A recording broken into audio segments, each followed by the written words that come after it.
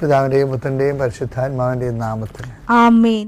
അമ്മേ പരിശുദ്ധ അമ്മേ, അമ്മേ പരിശുദ്ധ ദൈവമാതാവേ, കൃപാസനത്തിലൂടെ ഞങ്ങൾക്കും ഞങ്ങളുടെ ദേശത്തിനും അമ്മ മധ്യസ്ഥം തേടി തന്ന എല്ലാ അനുഗ്രഹങ്ങൾക്കും കൃപകൾക്കും ഞങ്ങളിപ്പോൾ ഹൃദയം നിറഞ്ഞ നന്ദി പറയുന്നു. അമ്മേ പരിശുദ്ധമ്മേ ദൈവമാതാവേ, 2004 ഡിസംബർ 7 ഉച്ചകഴിഞ്ഞ് 2:30 കൃപാസനത്തിൽ സംഭവിച്ച അമ്മയുടെ പ്രത്യക്ഷപ്പെടലിനെ കുറിച്ച് തിരുസഭയ്ക്ക് സമർപ്പിച്ചിരിക്കുന്ന പഠനരേഖകളുടെ മേൽ സഭാത്മകമായ പഠനം ആരംഭിക്കുവാൻ ഞങ്ങൾ പ്രാർത്ഥിക്കുന്നു. അമ്മേ പരിശുദ്ധമേ, ഭൂസ്വർലോകങ്ങളുടെ രാജ്ഞിയായ അങ്ങേയ്ക്ക് ഭൗമസംരക്ഷണത്തിനായി പ്രപഞ്ചപ്രകൃതിയെ തന്നെ തിരുസഭ പ്രതിഷ്ഠിക്കുവാൻ ഈ പ്രത്യക്ഷീകരണം വഴി ഇടയാക്കണമേ. പരിശുദ്ധമേ, ജപമാല മാതാവേ, സകല കൃപാസനം പ്രാർത്ഥനയോടും ചേർത്ത് ഞങ്ങളിപ്പോൾ പ്രാർത്ഥിക്കുന്ന ഈ കുടുംബത്തിന്റെ പ്രത്യേക നിയോഗം പറ മക്കളെ.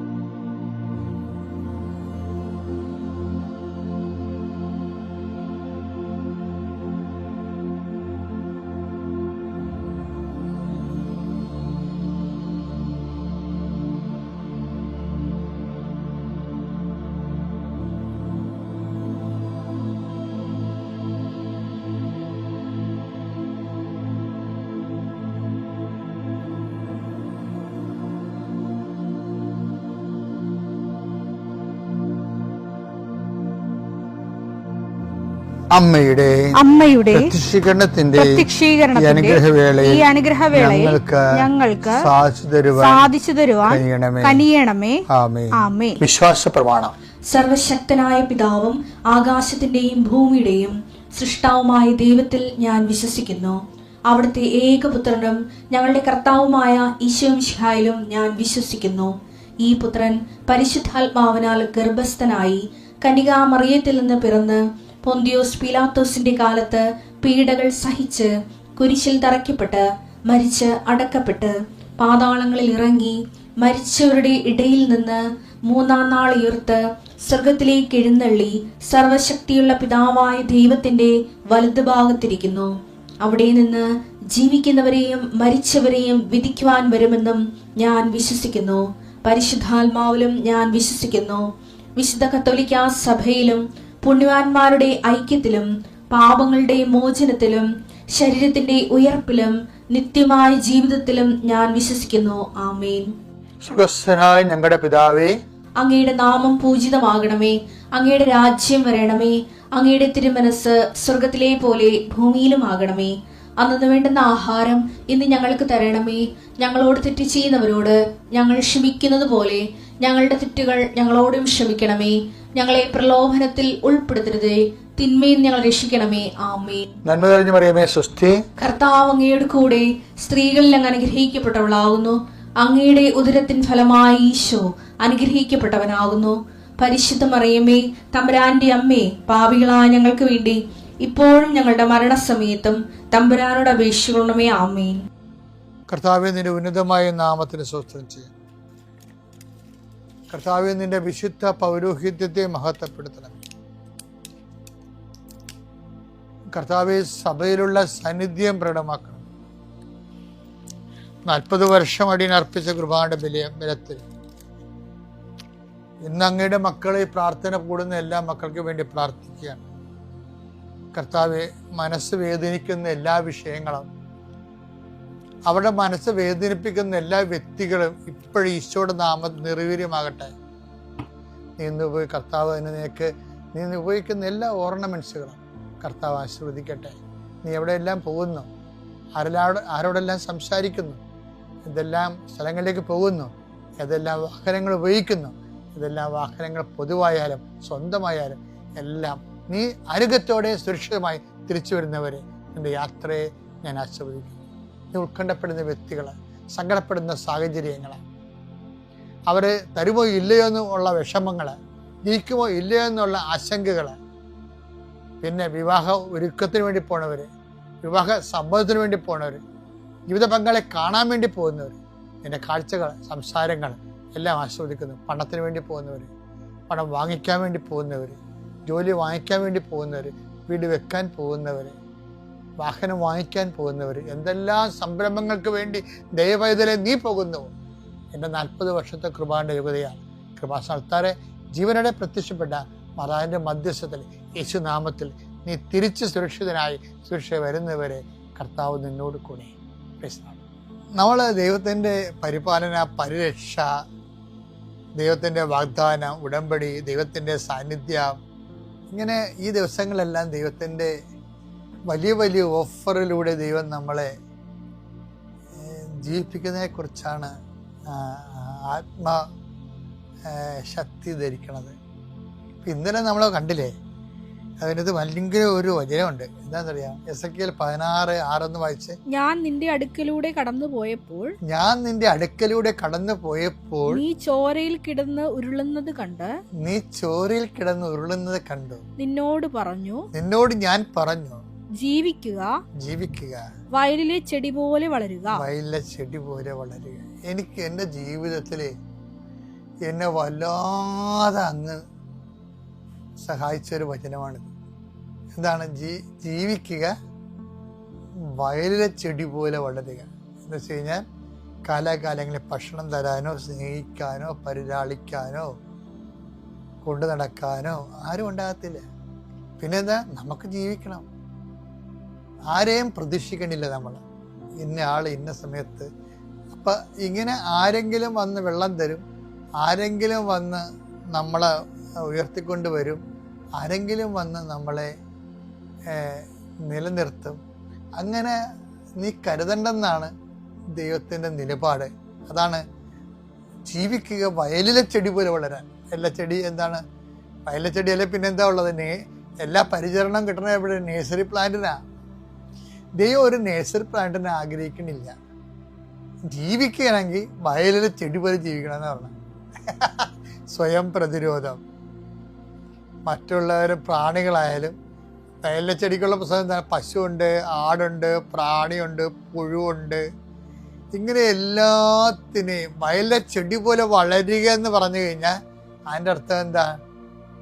നീ മനുഷ്യന്മാരിൽ ആശ്രയിക്കാതെ ദൈവത്തിൽ ആശ്രയിച്ചാൽ ഈ വയലിലെ ചെടി, പശുവായാലും ആടായാലും നിന്നെ ആക്രമിക്കാനും തിന്നു തീർക്കാനും വരുന്ന പുഴുക്കളായാലും ദൈവം കൈകാര്യം ചെയ്യുന്ന. അപ്പോൾ ദൈവത്തിൽ ആശ്രയിച്ചുകൊണ്ട് എല്ലാത്തിനെയും അതിജീവിക്കാനാണ് നമുക്ക് എസെക്കിയേൽ നമുക്ക് നൽകുന്ന ഏറ്റവും വലിയ സന്ദേശം. ദിനസ്തുതിയും ആദ്യമായിട്ട് ഇങ്ങനെ ഒരു ആൾത്താരയുടെ മുമ്പിൽ, കൃപാസന മാതാവിൻ്റെ മുമ്പിൽ ആയിരക്കണക്കിന് സാക്ഷ്യങ്ങൾ പറഞ്ഞ ഈ ഒരു വേദിയിൽ എൻ്റെ ഒരു സാക്ഷ്യം പറയാൻ ലഭിച്ച കൃപയ്ക്ക് വേണ്ടി ദൈവത്തിന് നന്ദി പറയുന്നു. പരിശുദ്ധ മാതാവിനും നന്ദി പറയുന്നു. ഈശോയ്ക്ക് നന്ദി പറയുന്നു. ഞങ്ങൾ വരുന്നത് ചെന്നൈയിൽ നിന്നാണ്. ചെന്നൈയിൽ എൻ്റെ പേര് തോമസ്, ഇത് എൻ്റെ ഭാര്യ ലിസിയാണ്. ഞങ്ങൾക്ക് പറയാനുള്ള സാക്ഷ്യം എന്ന് പറയുന്നത്, ഞങ്ങൾ കൃപാസന മാതാവിനെ പറ്റിയും അതുപോലെ തന്നെ ഇവിടെ സംഭവിക്കുന്ന അനേകം അത്ഭുതങ്ങളെ പറ്റിയും നിറയെ യൂട്യൂബിൽ കേട്ടിട്ടുണ്ട്. പക്ഷെ ഞങ്ങൾക്കുണ്ടായ ഒരു അനുഭവം തീർച്ചയായിട്ടും ഞങ്ങളെ സംബന്ധിച്ചോളം വളരെ വ്യത്യസ്തമായ ഒരു അനുഭവമായിരുന്നു. ഞങ്ങൾ ചെയ്യുന്നത് കോൺട്രാക്റ്റ് ബിസിനസ്സാണ്. എന്ന് വെച്ചിട്ടുണ്ടെങ്കിൽ ബിൽഡിങ്ങിലൂടെ അകത്ത് വരുന്ന സർവീസസ് വർക്കുകൾ കോൺട്രാക്റ്റ് മാതിരി എടുത്ത് ചെയ്യുന്ന ജോലിയാണ് ഞങ്ങൾ ചെയ്തുകൊണ്ടിരുന്നത്. അങ്ങനെ ജോലി ചെയ്തുകൊണ്ടിരിക്കുന്ന ഒരു സമയത്ത് ചെന്നൈയിൽ നിന്ന് ഞങ്ങൾ മധുരയ്ക്ക് വരികയും അവിടെ ഒരു കോൺട്രാക്റ്റ് എടുക്കുകയും ചെയ്തു. സാധാരണഗതിയിൽ നമുക്ക് വന്ന് പേയ്മെൻറ്റുകൾ അവർ വന്നിട്ട് പാർട്ട് പേയ്മെൻറ്റുകളായിട്ട് അല്ലെങ്കിൽ റണ്ണിങ് ബിൽ എന്ന് പറയും, അതുപോലെയാണ് തന്നുകൊണ്ടിരുന്നത്. പ്രോജക്റ്റ് തീരുന്ന സമയമായപ്പോഴത്തേക്കും പേയ്മെൻറ്റുകൾ അവരുടെ ഭാഗത്തു നിന്ന് വലിയ ഡിലേ ആയി. അവർക്കാണെങ്കിൽ അവരുടെ പ്രോജക്റ്റ് തീർത്തു കൊടുക്കണം എന്നുള്ള ഒരു കാര്യം മാത്രമേ ഉണ്ടായിരുന്നുള്ളൂ. പ്രോജക്റ്റ് തീരുകയും നമ്മളോട് തരാനുള്ള പൈസ അവിടെ തന്നെ നിന്നു പോവുകയും ചെയ്തു. അത് ഞങ്ങളെ സംബന്ധിച്ചിടത്തോളം വലിയൊരു പ്രശ്നമായിരുന്നു. കാരണം മുന്നോട്ടുള്ള പ്രോജക്റ്റുകൾക്കെല്ലാം ഇത് ബാധിക്കുമായിരുന്നു. ഫണ്ടിൻ്റെ ഒരു പ്രശ്നം ഒരു വലിയ പ്രശ്നമായിട്ട് തന്നെ ഇരുന്നു. അങ്ങനെ ഇരിക്കുന്ന അവസ്ഥയിലാണ് ഞങ്ങൾ വന്നിട്ട് കൃപാസന മാതാപിതാക്കൾ കേൾക്കുന്നതും ഓൺലൈനായിട്ട് തന്നെ ചെന്നൈയിൽ നിന്ന് ഞങ്ങൾ വന്നിട്ട് ഉടമ്പടി എടുത്ത് പ്രാർത്ഥിക്കാൻ തുടങ്ങി.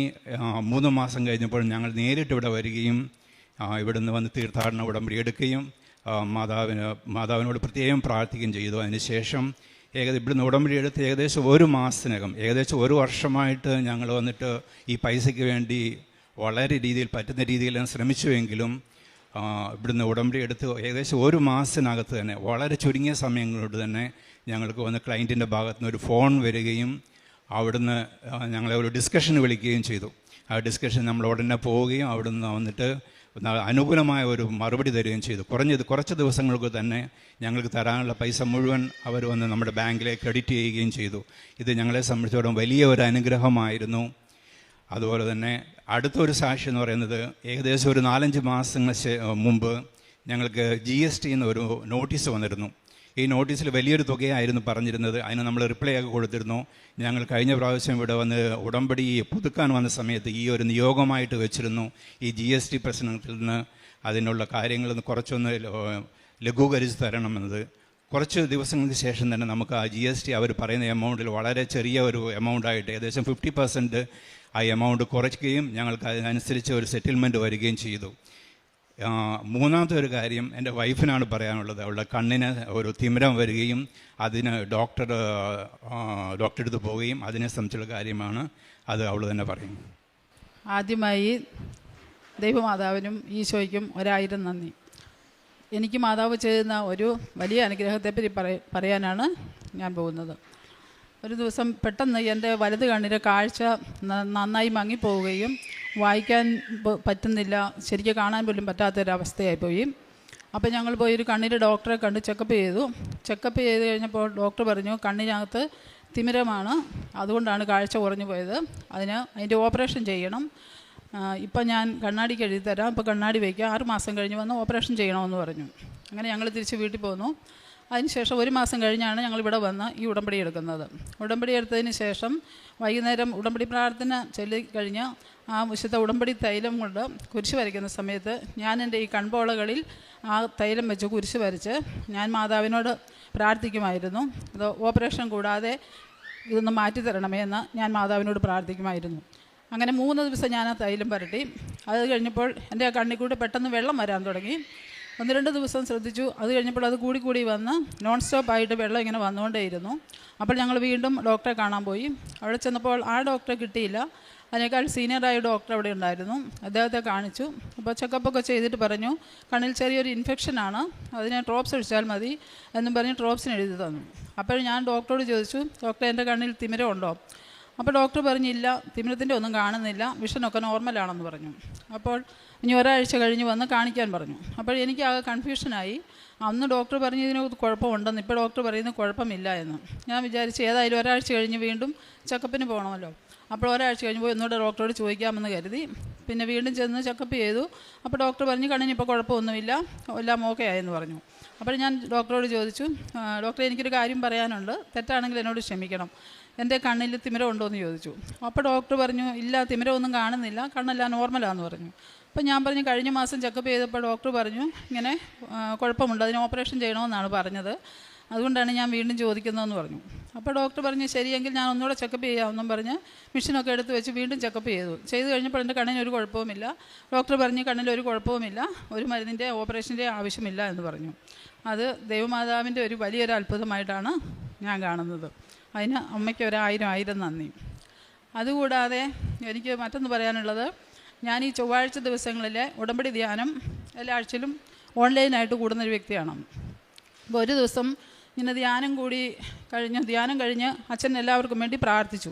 പ്രാർത്ഥന കഴിഞ്ഞപ്പോൾ അച്ഛൻ പറഞ്ഞു നീ ആരുടെയെങ്കിലും എന്തെങ്കിലും കാര്യം വിട്ടുപോയിട്ടുണ്ടെങ്കിൽ അത് മൗനമായിരുന്നു പ്രാർത്ഥിക്കാം, ഈ സമയം മാതാവും ഈശോയും ഈ ആൾത്താരിൽ എഴുന്നള്ളി നിൽക്കുന്ന സമയമാണ്, അതുകൊണ്ട് നമുക്ക് ആവശ്യമുള്ള കാര്യങ്ങൾ ഇപ്പം മാതാവിനോട് പ്രാർത്ഥിക്കാൻ പറഞ്ഞു. അപ്പോൾ ഞങ്ങൾക്കൊരു സ്ഥലത്ത് നിന്ന് ഈ പണി ചെയ്ത് കൊടുത്ത ഒരു സ്ഥലത്ത് നിന്നും ഒരു 10 ലക്ഷം രൂപ കിട്ടാനുണ്ടായിരുന്നു. അത് 5-8 മാസങ്ങളായ പൈസയായിരുന്നു. അപ്പോൾ അന്ന് ഞാൻ ഇങ്ങനെ മാതാവിനോട് പ്രാർത്ഥിച്ചു, മാതാവേ ഞാൻ ഈ ധ്യാനത്തിൽ പങ്കെടുത്തത് മാതാവ് കണ്ടിട്ടുണ്ടെങ്കിൽ, എൻ്റെ ഈ പ്രാർത്ഥന മാതാവ് കേൾക്കുന്നുണ്ടെങ്കിൽ, മാതാവ് സഞ്ചാരി മാതാവാണല്ലോ, ഈ നിമിഷം മാതാവ് ആ ഓണറുടെ അടുത്ത് കടന്നു ചെന്ന് ഞങ്ങൾക്ക് ഈ പൈസ ഇന്ന് തന്നെ വാങ്ങിത്തരണം, ഇന്ന് വൈകുന്നേരത്തിന് മുൻപായി അവിടുന്ന് ഒരു ഫോൺ ഞങ്ങൾക്ക് വരണം. ഞാൻ മാതാവിനോട് ഇങ്ങനെ പ്രാർത്ഥിച്ചു. അങ്ങനെ 1:45 ധ്യാനം കഴിഞ്ഞു. അതിനുശേഷം 4 മണിയായപ്പോൾ അവിടെ നിന്ന് എൻ്റെ ഹസ്ബൻഡിന് ഫോൺ വന്നു. നിങ്ങൾ ഫ്രീ ആണെങ്കിൽ അരമണിക്കൂറിനുള്ളിൽ എൻ്റെ ഓഫീസിൽ വരാമോ എന്ന് ചോദിച്ചു. അപ്പോൾ എൻ്റെ ഹസ്ബൻഡ് അവിടെ ചെന്നപ്പോൾ ആ ഓണർ ഈ പൈസയുമായിട്ട് വെയിറ്റ് ചെയ്യുകയായിരുന്നു. അപ്പോൾ തന്നെ ആ പൈസ മുഴുവനായും തന്ന് ഞങ്ങളെ മാതാവ് അനുഗ്രഹിച്ചു. ഇത് സഞ്ചാരി മാതാവ് ചെയ്ത ഒരു വലിയ അത്ഭുതമായിട്ടാണ് ഞാൻ കരുതുന്നത്. ഇതിനായി അമ്മയ്ക്കും ഉണ്ണീശോയ്ക്കും 1000 നന്ദി. അടുത്തായിട്ട് പറയാനുള്ളത് ഞങ്ങളുടെ പ്രേക്ഷിത ജീവിതം. ഇവിടുന്ന് ഉടമ്പടി എടുത്തതിന് ശേഷം ഞങ്ങൾ എന്തൊക്കെ ചെയ്തെന്നുള്ള കാര്യം. ഞങ്ങൾ ചെന്നൈ ജീവിക്കുന്നതുകൊണ്ട് തന്നെ ഞങ്ങൾ ഇവിടുന്ന് കൊണ്ടുപോകുന്ന കൃപാസന പത്രം വന്നിട്ട് 3 ലാംഗ്വേജിലാണ് ഞങ്ങൾ മേടിക്കാറ്. ഇംഗ്ലീഷും മേടിക്കും, തമിഴും മേടിക്കും, മലയാളം മേടിക്കും. ഇത് ഞങ്ങൾ എന്ത് ചെയ്യുക വെച്ചിട്ടുണ്ടെങ്കിൽ ഇംഗ്ലീഷ് സംസാരിക്കുന്ന ആൾക്കാർക്ക് ഇംഗ്ലീഷിലുള്ള ഇത് കൊടുക്കും. അതുപോലെ തന്നെ തമിഴും മലയാളം സംസാരിക്കുന്നവർക്ക് അത് ആ രീതിയിൽ കൊടുക്കും. ഞങ്ങൾ ഇവിടുന്ന് കൊണ്ടുപോയതിന് ശേഷം പത്രം തീർന്നു പോകുമ്പോൾ ഞങ്ങൾ പോസ്റ്റൽ വഴി പത്രം മേടിക്കുകയും അവിടെ വിതരണം ചെയ്യുകയും ചെയ്യും. അതുപോലെ തന്നെ ഞങ്ങൾ പ്രേക്ഷിത പ്രവർത്തനം എന്ന് പറയുമ്പോൾ അനാഥ ഇല്ലങ്ങൾ നമ്മൾ അവിടെ ഉണ്ട്. 2-3 അനാഥ ഇല്ലങ്ങളായിട്ട് ഇപ്പോൾ സ്ഥിരമായിട്ടുള്ള കോൺടാക്റ്റ് ഉണ്ട്. അവർക്ക് നമ്മളെ കൊണ്ട് പറ്റുന്ന രീതിയിൽ അവരെ സഹായിക്കുന്നുണ്ട്. മറ്റൊരു പ്രധാന വ്യത്യാസം എന്ന് പറയുന്നത് ഞങ്ങളുടെ ജീവിതത്തിൽ വന്നൊരു കാര്യമാണ്. ഇവിടെ കൃപാസന പ്രാർത്ഥന ആരംഭിച്ചതിന് ശേഷം കറക്റ്റായിട്ട് ജപമാല ചൊല്ലാനും ഒരു ദിവസം പോലും വിടാതെ പ്രാർത്ഥിക്കുവാനും, പ്രത്യേകിച്ച് ബൈബിൾ വായിക്കുന്നതിൽ ഞാൻ വിചാരിച്ചുകൊണ്ടിരുന്ന ബൈബിളിനെ പറ്റി എനിക്ക് നല്ലോണം എല്ലാം അറിയാമെന്നായിരുന്നു. പക്ഷേ ഇവിടുന്ന് ബൈബിൾ കണ്ടിന്യൂസ് ആയിട്ട് വായിക്കാൻ തുടങ്ങിയ ശേഷം മനസ്സിലായി നമുക്ക് അറിയാത്ത പല കാര്യങ്ങളും ബൈബിളിൽ നിന്ന് പഠിക്കാനോ അതുപോലെ തന്നെ കണ്ടിന്യൂസ് ആയിട്ട് ബൈബിൾ വായിക്കാനുള്ള ഒരു പ്രചോദനം ഇവിടുന്ന് കിട്ടി. ദൈവത്തിന് 1000 നന്ദി പറയുന്നു. പരിശുദ്ധ മാതാവിനുള്ള നന്ദി രേഖപ്പെടുത്തുന്നു. കുർബാന കുമ്പസാരം അതുപോലെ തന്നെ അത് ഒരു അനുഗ്രഹമായിട്ട് ഞങ്ങളെ കരുതുന്നു. കാരണം അതുവരെയൊന്ന് കുർബാനയ്ക്ക് പോകണം അല്ലെങ്കിൽ കുമ്പസാരിക്കണം എന്നുള്ള കാര്യങ്ങൾ അത്ര നിർദ്ദിഷ്ടമൊന്നും ഇല്ലായിരുന്നു. എപ്പോൾ സാധിക്കും അപ്പോൾ മാത്രം ചെയ്തുകൊണ്ടിരുന്നു. ഇപ്പോൾ അത് അന്വേഷിച്ച് എവിടെ കുർബാന സമയങ്ങളൊന്നും നഷ്ടപ്പെടുത്താതെ തന്നെ അത് ചെയ്യാറുണ്ട്. എനിക്ക് നിങ്ങളോട് എല്ലാവരോടും പറയാനുള്ളത്, ഈ ചൊവ്വാഴ്ച ദിവസത്തെ ധ്യാനം ആരും നിസ്സാരമായി കരുതരുത്. അവിടെ മാതാവിൻ്റെ ഈശോയുടെയും സാന്നിധ്യം എപ്പോഴുമുണ്ട്. നമ്മൾ വിളിച്ചാൽ വെളിപ്പുറത്തെത്തുന്ന ഒരു മാതാവാണ് ഇവിടെ ഉള്ളതെന്നുള്ളതിൻ്റെ തെളിവാണത്. ഞാനത് എനിക്ക് നന്നായി ഞാൻ അനുഭവിച്ചറിഞ്ഞതാണ്. അതുകൊണ്ട് എല്ലാവരും ഈ ചൊവ്വാഴ്ചത്തെ ധ്യാനത്തിൽ പങ്കെടുക്കാൻ പ്രത്യേകം ശ്രദ്ധിക്കണമെന്ന് അപേക്ഷിക്കുന്നു. എനിക്ക് നീതി നടത്തി തരുന്ന ദൈവമേ, ഞാൻ വിളിച്ചപേക്ഷിക്കുമ്പോൾ എനിക്ക് ഉത്തരം അരുളണമേ. ഞെരുക്കത്തിൽ എനിക്ക് അങ്ങ് അഭയമരുളി കാരുണ്യപൂർവം എൻ്റെ പ്രാർത്ഥന കേൾക്കണമേ. സങ്കീർത്തനം 4:1 നമ്മുടെ ജീവിതത്തിൽ ദൈവം ഉടൻ മറുപടി തരാത്തതായി തോന്നുന്ന നിമിഷങ്ങളിൽ പോലും കർത്താവിനെ ക്ഷമയോടെ കാത്തിരിക്കുമ്പോൾ ഈശോ നമ്മുടെ നിലവിളി അവഗണിക്കാതിരിക്കില്ല. ഉത്തരങ്ങൾ ആവശ്യപ്പെടാതെ നമുക്ക് ദൈവത്തിൽ വിശ്വസിക്കാനാണ് ഉടമ്പടി മക്കളെ ഉടമ്പടി ജീവിതം മുന്നോട്ട് നയിക്കുന്നത്.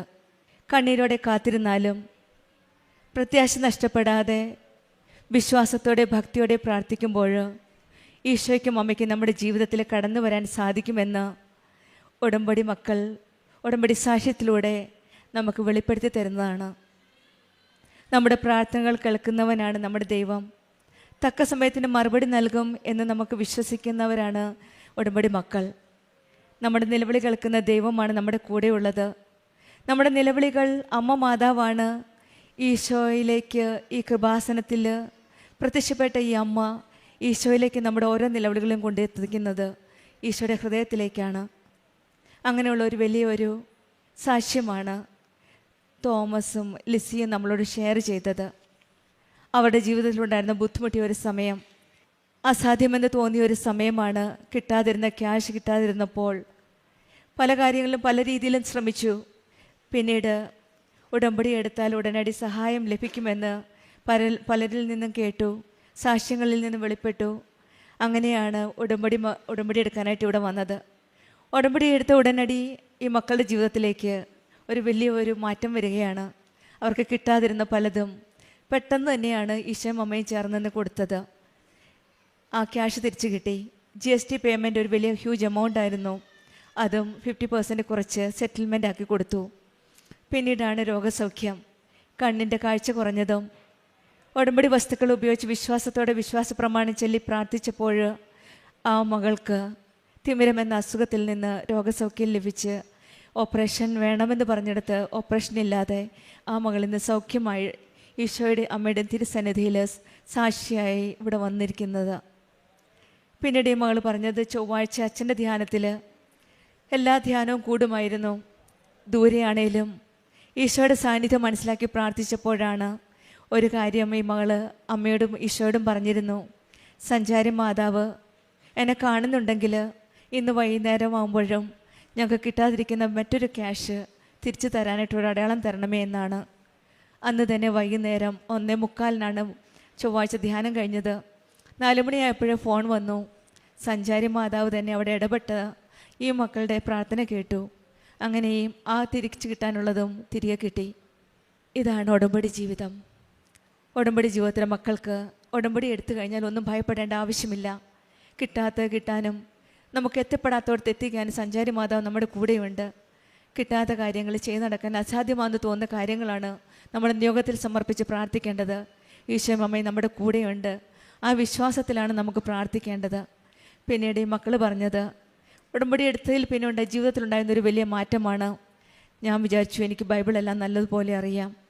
പക്ഷെങ്കിൽ ഇവിടെ ഉടമ്പടി എടുത്തതിന് ശേഷമാണ് ബൈബിളിൽ കുറേ കാര്യങ്ങളുണ്ട്, ഒത്തിരി പഠിക്കാനുണ്ട്, ഒത്തിരി അറിയാനുണ്ട്. ബൈബിൾ വായിക്കാനുള്ള ഒരു തീഷ്ണത, ഒരു പ്രചോദനം ഉടമ്പടി എടുത്തതിൽ പിന്നെയാണ് ഈ മക്കൾക്ക് കിട്ടിയത്. നമ്മുടെ ജീവിതത്തിലും ഉടനടി മറുപടി കിട്ടാത്ത പല കാര്യങ്ങളും കാണാം. പല കാര്യങ്ങൾ അസാധ്യമാണെന്ന് തോന്നുന്ന കാര്യങ്ങൾ കാണാം.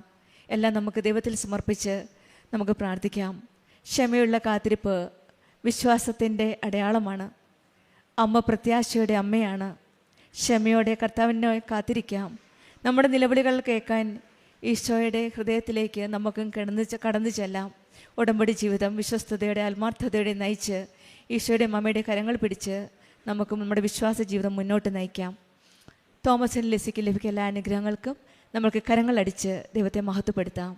യേശുവേ നന്ദി, യേശുവേ സ്തുതി. അമ്മ മാതാവ് പ്രത്യക്ഷപ്പെട്ട ഈ അൾത്താരയിൽ കയറി നിന്ന് സാക്ഷ്യം പറയാൻ ഭാഗ്യം തന്നതിന് ഈശോയ്ക്കും മാതാവിനും കോടാനുകൂടി നന്ദി. എൻ്റെ പേര് ഫ്രെനി. ഞാൻ അരൂർ സെൻറ്റ് അഗസ്റ്റിൻ ചർച്ച് ഇടവാംഗമാണ്. ഞാൻ ആദ്യമായി ഉടമ്പടി എടുത്തത് ഒക്ടോബർ മാസം 2023 എൻ്റെ ആദ്യത്തെ ഒരു നിയോഗമായിരുന്നു എനിക്ക് ജർമ്മൻ എക്സാം പാസ്സാവണം, ജർമ്മനിയിൽ പോകണമെന്നുള്ളത്. ഞാൻ ഉടമ്പടി എടുത്തതിന് ശേഷമാണ് ജർമ്മൻ പഠിക്കാൻ കയറിയത്. ഞാൻ ഓൺലൈനിലായിട്ടാണ് പഠിച്ചത്. എനിക്കപ്പോൾ കുർബാന കൂടാനും കുടുംബ പ്രാർത്ഥനയിലൊക്കെ പങ്കുകൊള്ളാൻ പറ്റി. അതുകൊണ്ടാണ് ഞാൻ ഓൺലൈൻ തിരഞ്ഞെടുത്തത്. എന്നിട്ട് ജർമ്മൻ പഠിച്ചു. അതിനുശേഷം എക്സാം എഴുതാൻ ഡേറ്റ് കിട്ടുന്നില്ല. അങ്ങനെ എനിക്ക് എക്സാമിന് ഡേറ്റ് കിട്ടി. ഞാൻ 3-4 തവണ എക്സാം എഴുതിയെങ്കിലും പാസ്സാകാൻ സാധിച്ചില്ല. അങ്ങനെ ബാംഗ്ലൂർ എക്സാം എഴുതിയാൽ പെട്ടെന്ന് റിസൾട്ട് വരുമെന്ന് പറഞ്ഞ് ബാംഗ്ലൂർ എക്സാമിന് ഡേറ്റ് എടുത്ത് എക്സാം എഴുതി. രണ്ടാമത്തെ ദിവസം റിസൾട്ട് വന്ന് ഞാൻ മാതാവിനോട് 60 മാർക്കാണ് ചോദിച്ചത്. മാതാവ് എനിക്ക് 3 മാർക്കും കൂടെ കൂട്ടി തന്ന് എന്നെ പാസ്സാക്കി തന്ന്. അവിടെ വെച്ച് എനിക്ക് ചെറിയ അടയാളങ്ങളൊക്കെ ഞാൻ ചോദിച്ചായിരുന്നു. അപ്പോൾ അടയാളങ്ങൾ എനിക്ക് കിട്ടിയിരുന്നു. പിന്നെ എൻ്റെ പ്രോസസ്സിങ് ആയിരുന്നു. പ്രോസസ്സിങ് നല്ല രീതിയിൽ തന്നെ നടന്ന്. പിന്നെ ഇൻ്റർവ്യൂസ് അറ്റൻഡ് ചെയ്ത്. ഇൻ്റർവ്യൂസ് പാടായിരുന്നു. കുറേ ഇൻ്റർവ്യൂസ് അറ്റൻഡ് ചെയ്തായിരുന്നു ഞാൻ. അങ്ങനെ ഇൻ്റർവ്യൂ അറ്റൻഡ് ചെയ്ത് അത് പാസ്സായി. ഞാൻ ആഗ്രഹിച്ചത് എനിക്ക് ബെർലിനിൽ പോകണമെന്നായിരുന്നു. അതേപോലെ തന്നെ ബെർലിനിലേക്കാണ് ഇപ്പോൾ എനിക്ക് കിട്ടിയേക്കുന്നത്. ഇൻ്റർവ്യൂസ് പാസ്സായിക്കതിന് ശേഷം പിന്നെ വിസക്ക് ഡേറ്റ് എടുക്കണമായിരുന്നു. വിസക്ക് ഡേറ്റ് എടുക്കാൻ 8-9 മാസത്തോളം വെയിറ്റ് ചെയ്ത് കുറേ ആൾ കാത്തിരുന്നിട്ട് എനിക്ക് കൊച്ചിയിൽ വേണമെന്നായിരുന്നു ഞാൻ പറഞ്ഞയച്ചത്. അപ്പോൾ എനിക്ക് കൊച്ചിയിൽ തന്നെ അമ്മ മാതാവ് തന്ന ഡേറ്റ്. അങ്ങനെ കൊച്ചിയിൽ വിസക്ക് എനിക്ക് നവംബർ 21 വിസക്ക് സബ്മിഷന് ഡേറ്റ് കിട്ടിയത്. അമ്മ മാതാവിൻ്റെ സമർപ്പണ തിരുനാളിൻ്റെ അന്ന് ഞാൻ സബ്മിഷന് പോയപ്പോൾ ഉടമ്പടി തൈലം കാശുരൂപമൊക്കെ പിടിച്ച് ഉപ്പൊക്കെ വിതറിയാണ് ഞാൻ VFSൽ കയറിയത്. സബ്മിഷൻ എല്ലാം കഴിഞ്ഞ് എനിക്ക് 48-ാം ദിവസമാണ് എനിക്ക് വിസ വന്നത്. കുറേ വൈകിയപ്പോൾ ടെൻഷൻ ഉണ്ടായിരുന്നു, വിസ റിജക്ഷൻ ആവോ. പിന്നെ എനിക്ക് മുമ്പേ കഴിഞ്ഞ് വെച്ച പിള്ളേർക്കൊക്കെ വിസ പെട്ടെന്ന് വന്നായിരുന്നു. അപ്പോൾ എനിക്കൊരു ടെൻഷൻ ഉണ്ടായിരുന്നു, വരുമോ ഇല്ലയോ എന്നുള്ളത്. പക്ഷെ മാതാവിനോട് പ്രാർത്ഥിച്ച് എനിക്ക് 48-ാം ദിവസം വിസ വന്ന്. ഞങ്ങൾക്ക് 48 ദിവസവും ഒരു നേരം ഉപവസിച്ച് പ്രാർത്ഥിച്ചായിരുന്നു ഞാനും അമ്മയും. പിന്നെ ഞാൻ അച്ഛനൊക്കെ ഉണ്ടായിരുന്നു. അപ്പോൾ അച്ഛൻ പറഞ്ഞായിരുന്നു ഒരു 6 എന്നുള്ളൊരു നമ്പർ. അപ്പം എൻ്റെ എല്ലാം നടന്നത് ഒരു 6 എന്നുള്ള സമയം. പിന്നെ എനിക്ക് വിസ ഡിസ്പാച്ച് ആയത് ഒരു 6-ാം തീയതിയാണ്. പിന്നെ അങ്ങനെ എൻ്റെ എല്ലാ കാര്യവും ശരിയായി. ഞാൻ ടിക്കറ്റ് എടുത്ത് ഞാൻ ഈ മാസം 30-ാം തീയതി ജർമ്മനിയിലേക്ക് പോകണേണ്. എൻ്റെ രണ്ടാമത്തെ ഒരു നിയോഗമായിരുന്നു എനിക്ക് ഡ്രൈവിംഗ് ലൈസൻസ് വേണമെന്നുള്ളത്. എനിക്ക് 2ഉം 4ഉം കിട്ടണമെന്നുണ്ട് ആഗ്രഹം ഉണ്ടായിരുന്നു. പക്ഷെ എന്നാലും പേടിയായിരുന്നു, ടെൻഷനൊക്കെ ആയിരുന്നു. അങ്ങനെ ഡ്രൈവിംഗ് പഠിച്ച് ഡ്രൈവിംഗ് ടെസ്റ്റിന് പോയി. 2ഉം കിട്ടി, Hഉം കിട്ടി. പക്ഷെ റോഡ് പോയി. എന്നാലും പിന്നെ അറ്റൻഡ് ചെയ്യാനൊരു ടെൻഷനായിരുന്നു. എന്നാലും എടുത്തിട്ട് ജർമ്മനിയിലേക്ക് പോകണമെന്നായിരുന്നു ആഗ്രഹം. അങ്ങനെ രണ്ടാമത് ഡേറ്റ് എടുത്തെങ്കിലും താല്പര്യമില്ലാണ്ടാണ് ഞാൻ പോയത്. ടെസ്റ്റിന് കിട്ടിയ സാറ് ഇച്ചിരി ചൂടായിട്ടുള്ളൊരു സാറായിരുന്നു. എന്നാലും ഞാൻ സെക്കൻഡ് ബാച്ചായിരുന്നു. അപ്പോൾ എനിക്കൊരു ദേഷ്യപ്പെട്ടുള്ളൊരു സാറ്, കഴിഞ്ഞ പ്രാവശ്യം കിട്ടിയത് ആ സാറ് തന്നെയായിരുന്നു. അപ്പോൾ ആ സാറിനെ തന്നെ കിട്ടല്ലേ എന്ന് ഞാൻ പ്രാർത്ഥിച്ചായിരുന്നു. മാതാവ് എനിക്ക് നല്ല ഈശോനെ പോലത്തെ ഒരു സാറിനെ തന്ന്. അങ്ങനെ ഞാൻ ടെസ്റ്റിന് കയറി. മാതാവ് വേണം ഓടിക്കാൻ, എനിക്കൊന്നും അറിയില്ലെന്ന് ഞാൻ പറഞ്ഞായിരുന്നു. അതേപോലെ തന്നെ മാതാവാണ് ഓടിച്ചത്. ഞാൻ അങ്ങനെ പാസ്സായി. എനിക്കിപ്പോൾ ഡ്രൈവിംഗ് ലൈസൻസും കിട്ടി എനിക്ക്. പിന്നെ 3-ാമത്തെ ഒരു നിയോഗമായിരുന്നു. എൻ്റെ അപ്പൻ്റെ കയ്യിൽ ചെറിയൊരു മുഴയുണ്ടായിരുന്നു. അപ്പം ഞാൻ കുടുംബ പ്രാർത്ഥനയ്ക്ക് ശേഷമൊക്കെ ഉടമ്പടി തൈലം പുരട്ടി ഉപ്പൊക്കെ കൊടുക്കും, തേനൊക്കെ കൊടുത്ത് ഞാൻ പ്രാർത്ഥിക്കുമായിരുന്നു. അങ്ങനെ മുഴയും മാറി കിട്ടി. പിന്നെ എനിക്ക് സൈനസൈറ്റിസ് ഉണ്ടായിരുന്നു. അപ്പോൾ അതും പ്രാർത്ഥിച്ച് യൂറിൻ ഇൻഫെക്ഷൻ, പിന്നെ പനി എല്ലാ മാസവും വരുമായിരുന്നു, അതൊക്കെ മാറി കിട്ടി. ഇത്രയും കാരുണ്യപ്രവൃത്തിയായിട്ട് ഞാൻ ചെയ്തെന്ന് വെച്ചത്, ഞങ്ങൾ കൾട്ടസിൽ, പെരുമ്പടപ്പ് കൾട്ടസിൽ പോയി രോഗികൾ, അവിടുത്തെ അമ്മമാരെ ഞാൻ ശുശ്രൂഷിക്കുമായിരുന്നു, കുളിപ്പിക്കുമായിരുന്നു. എല്ലാ ആഴ്ചയിലും പോകുമായിരുന്നു. അവിടെ പറ്റുന്ന രീതിയിൽ ചെറിയ ഭക്ഷണമൊക്കെ കൊടുത്ത് അവരങ്ങനെ സഹായിക്കുകയും അവരോട് സംസാരിച്ചിരിക്കുകയൊക്കെ ചെയ്യാറുണ്ട്. കുട്ടികളെ സന്ദർശിക്കാൻ പോയിട്ടുണ്ട് അനാഥാലയത്തിൽ. പിന്നെ മരിയൻ സദനത്തിൽ പോയിട്ടുണ്ട്. പിന്നെ ഞങ്ങളുടെ അടുത്തുള്ള രോഗികളെയൊക്കെ സന്ദർശിക്കുകയും അവർക്ക് വേണ്ടുന്ന സഹായങ്ങളൊക്കെ ചെയ്തിട്ടുണ്ട്. പ്രേക്ഷിത പ്രവർത്തനമായിട്ട് എല്ലാ മാസവും ഇവിടെ വന്ന് പത്രം മേടിച്ച് കൊടുത്തിട്ടുണ്ട്. പിന്നെ നേർച്ച വസ്തുക്കളായ ഉപ്പ്, തേൻ, കാശുരൂപമൊക്കെ ഞങ്ങൾ ആവശ്യമുള്ളവർക്കൊക്കെ കൊടുത്തിട്ടുണ്ട്. പിന്നെ ഇവിടെ ചെറിയ സമയത്ത് ഞാൻ എക്സാം പാസ്സായ സമയത്ത് ഒരു നേർച്ച നേർന്നതിനെ പോലെ ഒരാഴ്ച വന്ന് ഇവിടെ പ്രേക്ഷിത വേല ചെയ്തോളാം എന്നുള്ളത്. അങ്ങനെ ഇവിടെ വന്ന് പത്രം മടക്കാനൊക്കെ സഹായിക്കാൻ പറ്റിയിട്ടുണ്ട്. ഇത്രയും അനുഗ്രഹം തന്ന ഈശോയ്ക്ക് മാതാവിനും കോടാനുകൂടി നന്ദി. ഞാൻ ഇനിയും ജർമ്മനിയിൽ ചെന്നിട്ട് ഈ ഉടമ്പടിയിൽ തന്നെ ജീവിക്കും. അത് എനിക്കൊരു നേഴ്സായിട്ട് വന്ന് ഇവിടെ വന്ന് ഞാൻ സാക്ഷ്യം പറയും. യാക്കോബ് 4:8 ദൈവത്തോട് ചേർന്ന് നിൽക്കുവിൻ, അവിടുന്ന് നിങ്ങളോടും ചേർന്ന് നിൽക്കും. ഫ്രണി ജൂലി എന്ന ഈ മകൾ തൻ്റെ ഉടമ്പടി ജീവിതത്തിലൂടെ ജർമ്മൻ പരീക്ഷകൾ പാസ്സായതും ജർമ്മനിയിൽ പോകുവാനുള്ള വിസയും ടിക്കറ്റും ലഭിച്ചതിൻ്റെയും സാക്ഷ്യവും 2 വീലർ 4 വീലർ ലൈസൻസ് ലഭിച്ചതിൻ്റെ സാക്ഷ്യവുമാണ് അമ്മയുടെ തിരുനടയിൽ സന്തോഷത്തോടെ പങ്കുവച്ചത്. പ്രിയമുള്ളവരെ, വിശേഷവിധിയായി എന്ത് ചെയ്യുന്നുവെന്നത് സുവിശേഷത്തിൻ്റെ ഒരു ചോദ്യമാണ്. നമുക്ക് ലഭിച്ചിരിക്കുന്ന ജീവിതത്തിൽ ദൈവത്തോടുള്ള സ്നേഹത്തിന്, പ്രത്യേകമായൊരു അനുഗ്രഹത്തിന് വേണ്ടി നാം പ്രാർത്ഥിക്കുമ്പോൾ ദൈവത്തോടുള്ള സ്നേഹത്തിന് നാം എങ്ങനെ, എന്ത് പ്രത്യേകതയുള്ള പെരുമാറ്റം, ഒരു നടപടി നമ്മുടെ ജീവിതത്തിൽ നിന്ന് ദൈവത്തോട് കൊടുക്കുന്നുണ്ട്. അത് നാം ചെയ്യുന്നത് സവിശേഷമായി നമ്മളിൽ നിന്നും ആവശ്യപ്പെട്ടിരിക്കുന്നതല്ലാതെ സവിശേഷമായി ദൈവനാമ മഹത്വത്തിന് വേണ്ടി എന്ത് ചെയ്താലും അതിന് പ്രത്യേകമായ മെറിറ്റ് ഉണ്ടെന്ന് ഉടമ്പടി ധ്യാനങ്ങളിൽ നമ്മളെ എപ്പോഴും ഓർമ്മിപ്പിക്കാറുണ്ട്. നമുക്കറിയാം, അമ്മ മാതാവിൻ്റെ ഉടമ്പടി ജീവിതം നമ്മളെ ക്രൈസ്തവ ജീവിതത്തിൻ്റെ അടിസ്ഥാന 3 കാര്യങ്ങളിലേക്കാണ് എപ്പോഴും കൊണ്ടുപോവുക. അതാദ്യത്തത് കൊയ്നോണിയയാണ്, ദൈവവും മനുഷ്യരുമായിട്ടുള്ള കൂട്ടായ്മയുടെ ബന്ധം. അത് സ്നേഹത്തിൽ റിപ്പയർ ചെയ്തെടുക്കുവാൻ, എല്ലാവരോടും രമ്യതയിലായിരിക്കുവാൻ, പ്രാർത്ഥനയിൽ ശാക്തീകരിക്കപ്പെടുവാൻ, ആത്മബലത്തോടുകൂടി ജീവിതത്തെ വിശുദ്ധീകരിച്ച് മുന്നോട്ട് കൊണ്ടുപോകുവാൻ നമ്മളെ സഹായിക്കുന്നതാണ് കൊയ്നോണിയ. അത് ഉടമ്പടിയുടെ പ്രഥമ പടിയാണ്. ദൈവത്തോടുള്ള ബന്ധം അത് വിശുദ്ധമായിരിക്കണം. അതിനെന്തെങ്കിലുമൊക്കെ തടസ്സങ്ങളുണ്ടെങ്കിൽ ആ തടസ്സമുള്ള പാപക്കറകളുടെയും വീഴ്ചകളുടെയും മേഖലകളെ ഉപേക്ഷിച്ചുകൊണ്ട് ദൈവത്തോട് ചേർന്ന് നടക്കണം. സഹോദരനോടുള്ള ബന്ധവും അത് വിശുദ്ധമായിരിക്കണം. അതിലുള്ള ഏതെങ്കിലും അകൽച്ചയും ഏതെങ്കിലും കലഹവും ഏതെങ്കിലും തരത്തിലുള്ള കുറവുമുണ്ടെങ്കിൽ അത് പരിഹരിക്കുവാൻ നമ്മൾ തയ്യാറാവണം. രണ്ടാമത്തത് ഉടമ്പടി ജീവിതത്തിൻ്റെ അടിസ്ഥാനമാണ് ഡയക്കോണിയ. നമുക്കറിയാം, മറ്റുള്ളവരെ ശുശ്രൂഷിക്കുവാൻ നമ്മൾ നിരന്തരം സന്നദ്ധതയുള്ളവരാവണം. അതാണ് കാരുണ്യ പ്രവൃത്തികളിലൂടെ നമ്മൾ ചെയ്തുകൊണ്ടിരിക്കുന്നത്. നാം മറ്റുള്ളവരുടെ സേവനത്തിന് വേണ്ടി ഇല്ലായ്മകളിൽ അവരുടെ ജീവിതത്തെ ബലപ്പെടുത്തുവാനായി നാം നിരന്തരം ശ്രദ്ധയുള്ളവരാകും. മൂന്നാമത്തെ ഉടമ്പടിയുടെ അടിസ്ഥാന ഘടകമാണ് കെരിഗ്മ, പ്രഘോഷണം. ഈശോയെ, എന്നെ സൃഷ്ടിച്ച് പരിപാലിക്കുന്ന ദൈവത്തെ ഏതൊരിടത്തിലും, ഏതൊരു സമൂഹത്തിലും, ഏതൊരു വ്യക്തിയോടും അത് പറയുവാൻ എനിക്ക് സന്തോഷമുള്ള വ്യക്തിയാകണം. ഈ കൊയ്നോണിയ, ഡയക്കോണിയ, കെരിഗ്മ, ഈ 3 അടിസ്ഥാന ഘടകങ്ങളിലാണ് മരിയൻ ഉടമ്പടി കാലുറച്ച് നിൽക്കുന്നത്. അതുകൊണ്ട് നമ്മൾ പരിശോധിക്കണം, ദൈവത്തോടും മനുഷ്യനോടുമുള്ള എൻ്റെ ബന്ധങ്ങൾ എപ്പോഴും വിശുദ്ധമായും ബലവത്തായും നിലനിൽക്കുന്നുണ്ടോ? മറ്റുള്ളവർക്ക് നന്മ ചെയ്യുവാനുള്ള സാധ്യതകളെയും സാഹചര്യങ്ങളെയും ഞാൻ കണ്ടെത്തുകയും നന്നായി അതിനുവേണ്ടി ഞാൻ കാരുണ്യ പ്രവൃത്തികളിൽ ദൈവസ്നേഹത്തെ പ്രതി വളരുകയും ചെയ്യുന്നുണ്ടോ? മൂന്നാമത്തത്, എൻ്റെ പ്രേക്ഷിത പ്രവർത്തനങ്ങളെ ബലപ്പെടുത്തിക്കൊണ്ട് ദൈവനാമത്തെ ഉച്ചരിക്കുവാൻ എൻ്റെ അധരത്തെ ശക്തിപ്പെടുത്തിക്കൊണ്ട് എൻ്റെ കർത്താവിനെക്കുറിച്ച് മറ്റുള്ളവരോട് പറയുവാൻ ഞാൻ എപ്പോഴും സന്തോഷമുള്ള വ്യക്തിയാണോ? ഈ മേഖലകളിൽ നമുക്ക് കുറവുണ്ടെങ്കിൽ നമ്മുടെ ഉടമ്പടിയിലുള്ള പോരായ്മയാണത്. അത് തിരുത്തിക്കൊണ്ട് അമ്മയുടെ കരങ്ങളിലേക്ക് നിയോഗങ്ങൾ ഏൽപ്പിച്ചു കൊടുക്കുമ്പോൾ നമ്മുടെ ജീവിതങ്ങൾ കുറേ കൂടി ബലവത്താകുന്നത്, ഫലവത്താകുന്നത്, അനുഗ്രഹിക്കപ്പെടുന്നത് അനുഭവിക്കുവാനാവും. അതിൻ്റെ സാക്ഷ്യമാണ് ഈ മകൾ ഈ അൾത്താരയിൽ പങ്കുവെച്ചത്. ഈ മകൾക്ക് ലഭിച്ച ആത്മീയ ബോധ്യങ്ങൾക്കും ജീവിത അനുഗ്രഹങ്ങൾക്കും അമ്മ മാതാവിനും തിരുക്കുമാരനും നന്ദി പറഞ്ഞുകൊണ്ട് കരങ്ങളടിച്ച് ഈ സാക്ഷ്യം നമുക്ക് സമർപ്പിക്കാം. അമ്മയ്ക്കും തിരുക്കുമാരനും 1000 നന്ദി. എൻ്റെ പേര് അനു ട്രിസ. ഇത് മമ്മിയാണ്, വിൻസി. ഞങ്ങൾ ചങ്ങനാശ്ശേരിയിൽ നിന്ന് വരുന്നു. മമ്മി കുറേ നാളായിട്ട് ഇവിടെ ഉടമ്പടി എടുത്തതായിരുന്നു. അപ്പം ഞാൻ B2 പഠിച്ചുകൊണ്ടിരിക്കുകയായിരുന്നു. മമ്മി എനിക്ക് വേണ്ടി ഒരു എക്സാമിന് ഡേറ്റ് കിട്ടാൻ, B2 എഴുതുന്നവർക്കറിയാം എക്സാമിന് ഡേറ്റ് കിട്ടാൻ ഭയങ്കര പാടാണ്. അപ്പം മമ്മി എനിക്കിവിടെ വന്ന് പ്രാർത്ഥിച്ചു, എനിക്ക് ഡേറ്റ് കിട്ടി. അപ്പോൾ എക്സാം എഴുതാൻ എനിക്ക് പേടിയായിരുന്നു.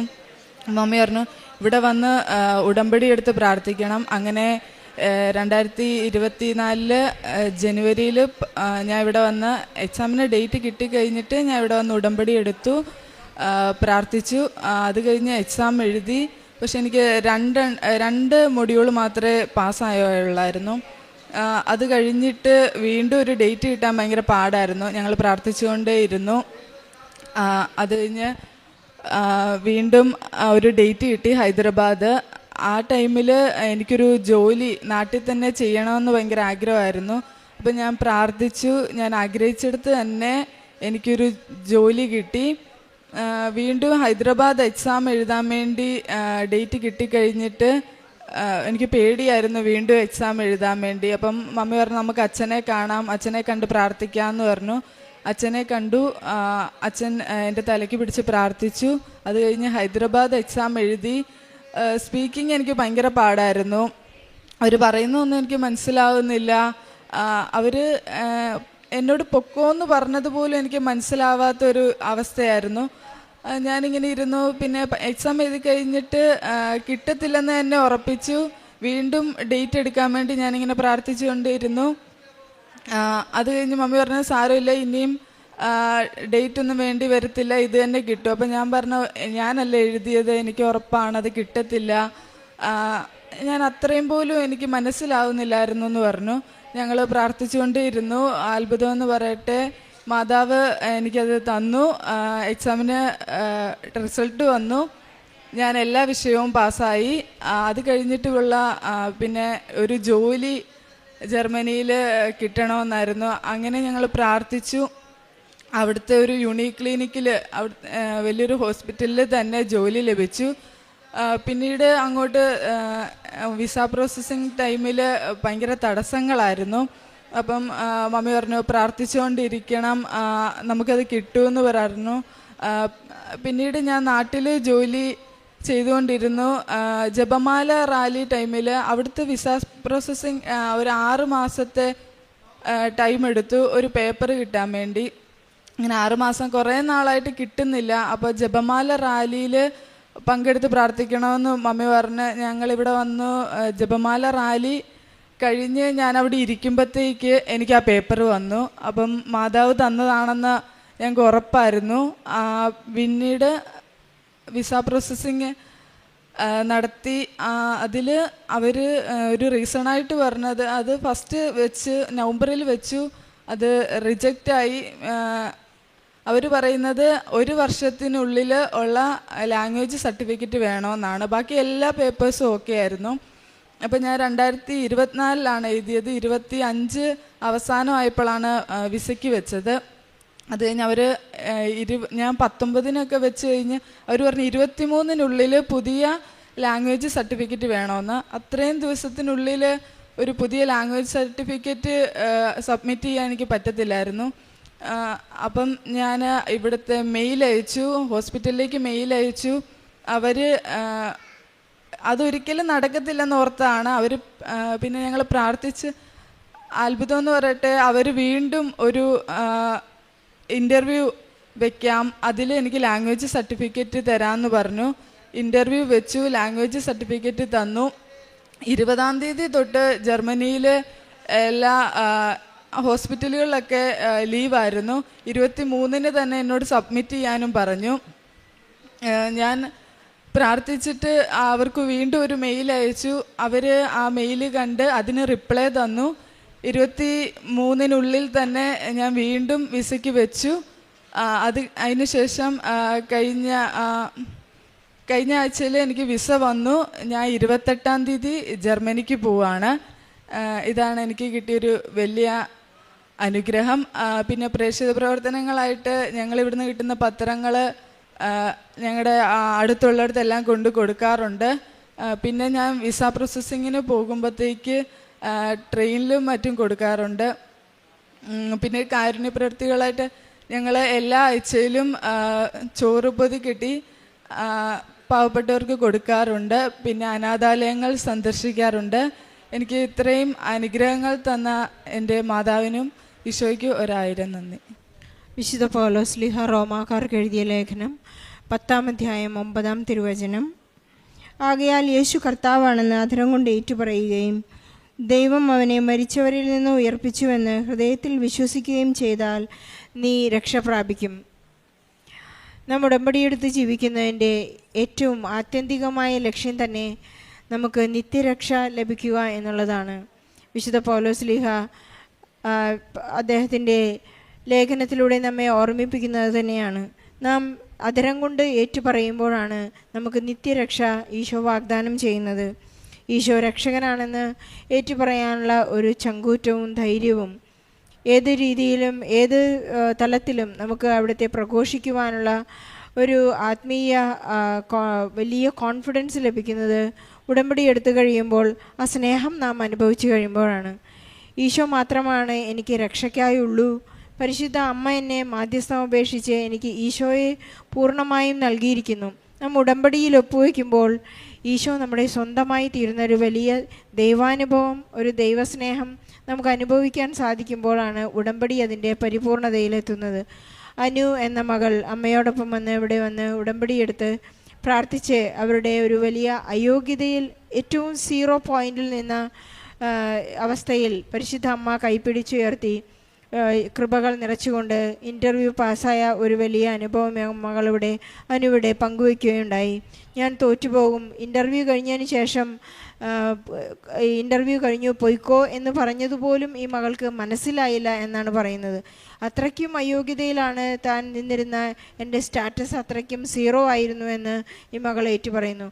പക്ഷേ ഇന്ന് ഈ മകൾക്ക് പോകുവാൻ സാധിക്കുന്നത് ഒരു വലിയ ദേശത്തേക്ക്, ജർമ്മനിയിലേക്ക് പോകാനുള്ള വിസയുമായി സന്തോഷത്തോടെ ഇന്നിവിടെ നിൽക്കുമ്പോൾ ഈ മകൾ പറയുന്നു, അതിനിടയിലുണ്ടായിരുന്നൊരു വലിയ പ്രതിസന്ധി കൂടിയായിരുന്നു. Language certificate expiry ഡേറ്റായി. 43 ദിവസത്തിനുള്ളിൽ അത് വീണ്ടും റീസബ്മിറ്റ് ചെയ്തില്ലെങ്കിൽ ഇനിയും താങ്കൾക്ക് പോകാൻ സാധിക്കുകയില്ല. ഇങ്ങനെ എന്തെല്ലാം പ്രതിസന്ധികളും തടസ്സങ്ങളും പ്രതികൂല സാഹചര്യങ്ങളും എല്ലാം വന്നാലും അനു വിശ്വസിച്ചത്, ഞാൻ ഉടമ്പടിയിലാണ്, എനിക്ക് പരിശുദ്ധ അമ്മ ഞാൻ ആഗ്രഹിക്കുന്ന വിധത്തിൽ എനിക്കിത് നേടിത്തരും എന്നുള്ള ഒരു വലിയ തീർച്ച ഈ മകൾക്ക് വന്നത് ഉടമ്പടിയുടെ ഉറപ്പ് മാത്രമാണ്. വിശേഷവിധിയായി നീ എന്തു ചെയ്തു എന്ന് ഈശോ നമ്മോട് ചോദിക്കുമ്പോൾ നമുക്കുള്ള ആസ്തിയെക്കുറിച്ച് നമുക്ക് പറയാൻ സാധിക്കുകയാണെങ്കിൽ നമ്മുടെ ഉടമ്പടി, ജോസഫ് അച്ഛൻ്റെ ഭാഷയിൽ, അത് പെട്രോൾ കത്തുന്നത് പോലെ കത്തും. ഉടൻ പരിഹാരം നമുക്ക് ഉടനെ അനുഭവിക്കാൻ സാധിക്കും എന്ന് നമുക്ക് മനസ്സിലാക്കാം. അനുവിനെ പോലെ ശക്തമായി പ്രാർത്ഥിക്കുവാനുള്ള ഒരു ആധ്യാത്മിക വരം നമുക്ക് നൽകണമേ എന്ന് നമുക്ക് പ്രാർത്ഥിക്കാം. പരിശുദ്ധ അമ്മ നമ്മോടുകൂടെ എപ്പോഴും സഞ്ചരിക്കട്ടെ എന്ന് നമുക്ക് ആഗ്രഹിക്കുകയും ചെയ്യാം. അനുവിനെ പോലെ വളരെയധികം സങ്കടപ്പെട്ടിട്ടുള്ള എല്ലാ മക്കളുടെയും വിസ പ്രോസസ്സിങ്ങിനെയും, വിദേശത്ത് പോകാനായി കാത്തിരിക്കുന്നവരെയും, വിദേശത്തെ പരീക്ഷകൾ എഴുതിക്കൊണ്ടിരിക്കുന്ന എല്ലാ മക്കളുടെയും നിയോഗങ്ങളെ സമർപ്പിച്ച് അനുവിനും കുടുംബത്തിനും ലഭിച്ച എല്ലാ അനുഗ്രഹങ്ങൾക്കും നന്ദി പറഞ്ഞുകൊണ്ട് നല്ലൊരു കയ്യടിയോടെ ഈശോയ്ക്കും പരിശുദ്ധ അമ്മയ്ക്ക് ഈ സാക്ഷ്യം